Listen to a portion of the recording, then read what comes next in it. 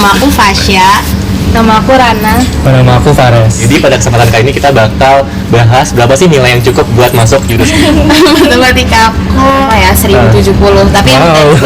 Dirawat dan juga harus bed rest sampai sebulan. Jadi itu selama sebulan tuh nggak pernah belajar sama sekali. minimal sehari 5 jam lah. Tapi aku kayak agak salah juga sih sebenarnya. Aku kayak lumayan percaya sama rasionalisasi gitu yang Iklan sebentar ya guys, jangan lupa tekan tombol like jika kamu suka videonya, jangan lupa subscribe channel ini, dan juga jangan lupa nyalakan lonceng supaya gak ketinggalan info dari channel ini. Terima kasih. Assalamualaikum warahmatullahi wabarakatuh. Halo guys, sekarang kita lagi ada di Selasar Kesos nih di Universitas Indonesia bersama 3 dari mahasiswa Kesos. Kenalan dulu ya, ada siapa aja? Silakan, mau dari mana dulu nih? Sini, Dari yang ganteng dulu dulu. lah. Oh, cewek dulu. ya. Nama aku Fasya. Nama aku Rana. Nama aku Fares. Oke, Rana, Fasya, sama Fares. Fares. Oke, jadi pada kesempatan kali ini kita bakal bahas berapa sih nilai yang cukup buat masuk jurusan kalian nih di UTBK 2019. Karena seperti yang kita tahu bahwa UTBK itu baru pertama kali ada di angkatan kalian Iya. dan akan ada lagi di angkatan berikutnya.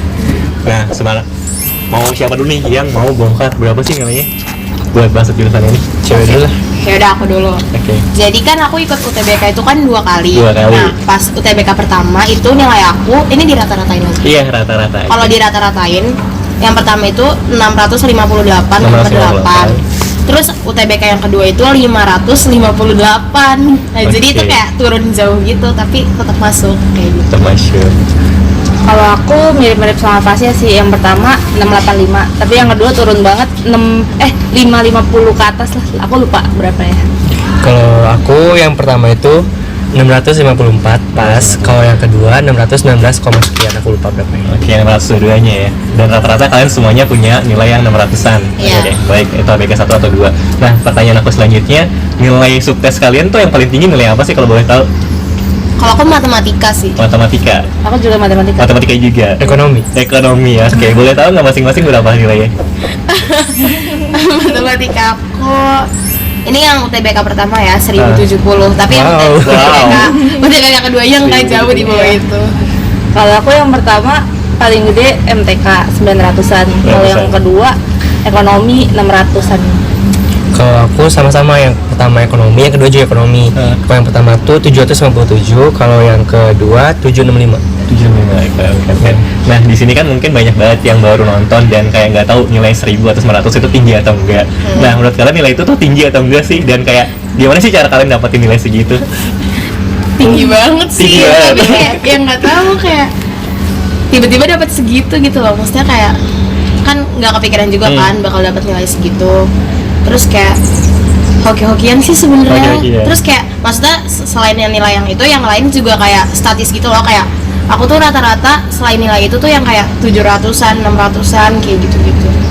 Kalau menurut aku biar nilainya tinggi di satu subtes sih kita harus pintar-pintar nyari soal yang bobotnya tinggi. Jadi kalau bobot soalnya tinggi itu kita bener, ntar bakal nilainya bakal gede. Makanya cari-cari aja yang susah, kalau bisa dikerjain.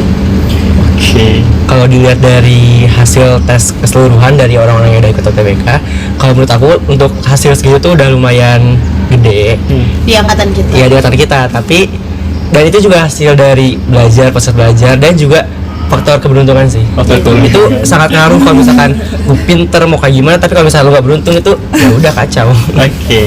Oke, sip. Tadi disinggung sedikit tentang belajar. Sebenarnya cara kalian belajar buat UTBK gimana sih? Atau kayak kan beda nih antara jurusan UTBK tuh yang kita nggak ada sistem minus kan sama SBMPTN tahun sebelumnya. Nah, itu gimana kalian cara belajarnya? Dan kalian juga nggak tahu kan bobot yang tadi setiap soal tuh berapa nilainya. Ada yang sampai banyak banget, ada yang sedikit, ada yang kecil. Siapa duluan? Ares tukar dari sini. Ya udah. Kalau dari cara belajar sebenarnya nggak pernah spesifik belajar harus berapa jam sehari. Itu tuh kayak tergantung mood aja gitu loh. Kalau misalnya lagi pengen belajar, ya udah belajar. Kalau lagi nggak mau maksain. Dan kalau misalnya udah pusing, itu ya udah take a rest, diam, santai. Kalau misalkan mau lagi belajar, ya udah belajar. Dan pernah tuh pas sebelum UTBK tuh hamin 2 bulan sebelum UTBK saya jatuh sakit, dan itu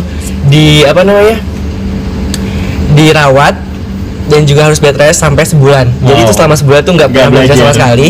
Dan sebulan setelah bulan sebelum UTBK langsung itu pelajaran intensif, meskipun sama kayak tadi nggak maksain gitu sih, lebih kayak sayang sama otak gitu daripada sakit lagi ya nggak sih. Next. Kalau aku sebenarnya yang benar-benar intensif itu sama 2 bulan sebelum UTBK juga. Cuma kalau dari semester 1 sih paling ngandelin bimbel sama sekolah. Tapi kalau yang 2 bulan sebelum UTBK ditambah belajar sendiri. Nah, belajar sendirinya itu kayak misalnya 15 menit tuh baca atau ngerjain soal, bener fokus ngalamin HP sama sekali. Nah terus habis itu habis 15 menit 5 menitnya kita istirahat biar otaknya fresh lagi, terus lanjut lagi 15 menit, pokoknya sampai minimal sehari 5 jam lah belajar. Sehari 5 jam, oke. Kalau pengalaman aku kan SMA IPA ya, jadi kan Oke. lintas jurusan kan, dari IPA belajar IPS kayak gitu. Aku tuh mulai belajar dari awal masuk kelas 12. Jadi awal masuk kelas 12 terus dipelajarin gitu per mata pelajaran, kayak belajar tuh satu-satu gitu per materi. Ntar jadi nggak latihan langsung yang kayak soal campuran gitu loh, kayak Oke. latihan satu-satu terus baru latihan soal campuran, terus baru intensifnya itu kayak pas selesai UN tuh baru yang kayak bener-bener dikejar banget. Terus aku dari awal kelas 12 itu bimbelnya tuh yang soskum. Soskum. Jadi aku udah nggak belajar IPA lagi kayak gitu. Oke, ini menarik banget sih sebenarnya, ada yang nyebrang jurusan juga kan. Nah, aku pengen tahu dong kenapa sih kalian milih Kesas? sebenarnya bener ya. Iya. Kesas, awal pengen masuk Kesas tuh karena jujur saya suka banget sama kegiatan volunteer kayak gitu. Oke. Dan setelah research nyari jurusan yang relate sama hal-hal yang saya suka, ya emang Kesas paling relate gitu loh. Karena di sini kita belajar sejarahnya dari mana, kayak volunteerism kayak gitu. Jadi ini tuh yang really close from my heart. Asik, berjiwa sosial banget ya kayaknya. Bagi sosial gitu. Oke. Kalau aku sih sebenarnya baru tahu sebenarnya pas semester 2 ya. Tuh kayak searching gitu di internet, jurusan apa sih yang peminatnya. Sebenarnya aku nyari peminatnya nggak terlalu banyak sih. Nggak terlalu banyak. Iya, terus habis itu aku nemuin jurusan baru, kesejahteraan sosial. Terus aku cari tahu di internet, kayak searching gitu. Terus pas aku lihat, oh ternyata kayak gini ya. Terus kayak menarik banget aja apa yang terbakal dipelajari, terus juga kerjaan yang terbakal kayak gimana, kan sangat luas banget kan, nggak cuma di satu bidang doang. Jadi pas aku lihat aku sebenarnya tertarik karena lihat dari internet sih sebenarnya. Kalau aku sebenarnya pas pertama itu nggak mau pilih kesos, maunya pilih psikologi aja. Psikologi. Pertama maunya psikologi UI, terus kedua psikologi mana gitu kan. Tapi sama orang tua aku tuh nggak boleh, harus UI. Jadi aku pertamanya nyari matkul apa nih yang kayak maksudnya kayak masih berkaitan dengan psikologi kayak gitu kan. Kan kalau psikologi kan kayak melihat manusia sebagai individu kan. Tapi kalau kesos tuh lebih yang bisa yang kayak makronya gitu loh, yang kayak secara masyarakat kayak gitu kan. Terus ya udah aku pilih kesos, terus ternyata pas masuk kesos juga dapat kayak pengantar psikologi kayak gitu. Terus kesos tuh kayak Fares sih, kayak maksudnya kayak yang aku tertarik juga sama kegiatan volunteerism. Terus di sini tuh sangat berkaitan erat sama itu. Terus habis itu kayak Rana juga kayak nyari yang peminatnya tuh masih sedikit kan, karena dulu kan kesos kayak masih jarang ada yang tahu.